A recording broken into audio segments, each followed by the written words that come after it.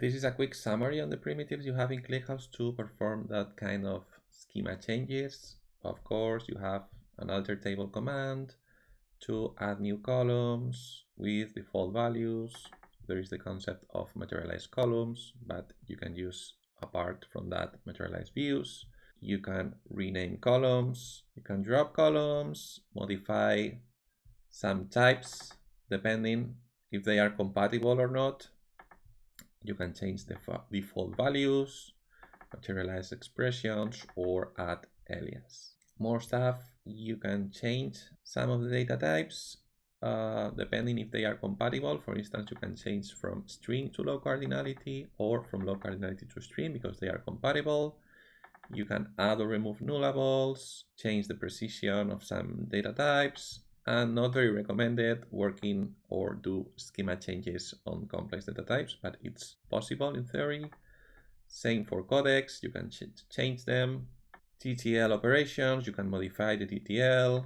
You can also change some settings of the engine, but not the important ones, not the sorting key or the partition key. You can add indexes, secondary indexes, or constraints to the table. You can create projections on the fly, and of course you can create materialized views. And finally, you have some commands to do partition operation. Once you know about the ClickHouse primitives to do schema evolution, then you have to learn about the operational cost of those operations. So there are operations which are cheap. They are just metadata changes, for instance, adding a new column or renaming it or dropping it. There is some impact on the DDL queue because these changes have to be replicated, but in general, they are just metadata changes. There are other changes that produce mutations. As you remember, mutations are operations that are rewritten parts in the background. Some of these ones are type changes or recompressing columns, or when changing the TTL, or when adding a projection and you want to materialize it, and adding secondary indexes. They need to process the table in the background and create the index. And finally, we have other operations that are not compatible with ClickHouse by design, and they require a full rewrite of your project. For instance, if you are adding a new materialized view, you have to backfill it. If you want to change the primary or the sorting key of any of your tables, you have to fully rewrite it. This is not very typical. Changing the engine is not normal, but still not supported. You need to design the change by yourself, and other data type change require that you create a new table, that you recreate all the dependencies, perform a full rewrite, and then do some exchange so the new data type is live. So with this in mind,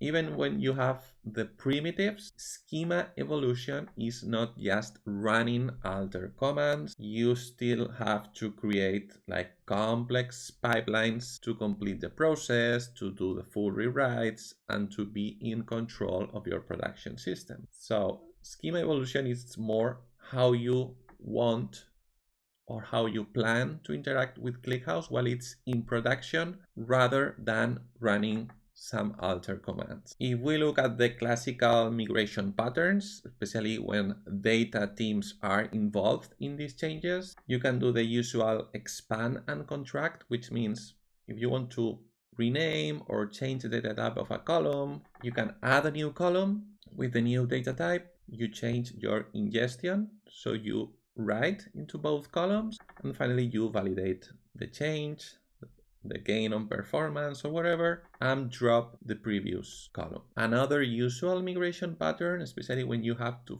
fully rewrite your project, consists on branching or duplicating part of your tables. Imagine you have one table and several materialized views depending on it. You duplicate them, you do some backfilling, so the new materialized views are migrated. I usually want to do this in some smart way, partition by partition, so you can parallelize and make it faster. And finally, you validate your changes. And if you don't want to make a change in your application, you can use the exchange table operations. So all tables are replaced by the new ones. And finally, there is a third very classical migration pattern which consists on versioning your tables. So you create new tables with the version mechanism you are more comfortable with. Again, you do some backfilling.